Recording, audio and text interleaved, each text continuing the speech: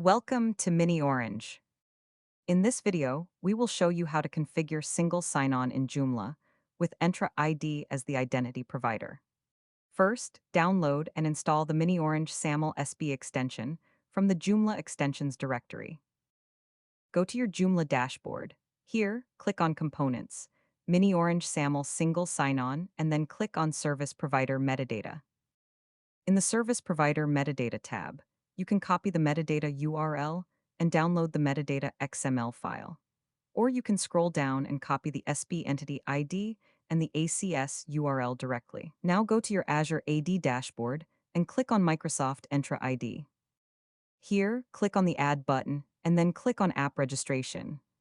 Now, give the application a name, and under Redirect URI, select Web from the dropdown, and then paste the ACS URL in the given field.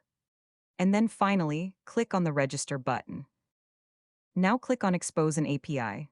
Then click on the Add button.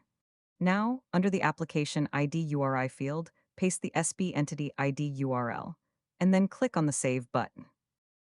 Then go back to the Overview tab. Here, click on the Endpoints button. From the Endpoints window, copy the Federation Metadata Document URL, which we will be using to configure the extension.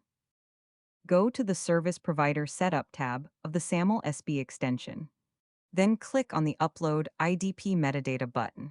In the Metadata URL field, enter the Federation Metadata Document URL and click on the Fetch button. Now, scroll down and click on the Test Configuration button. You will see a Test Successful window, which means the configuration has been successfully completed.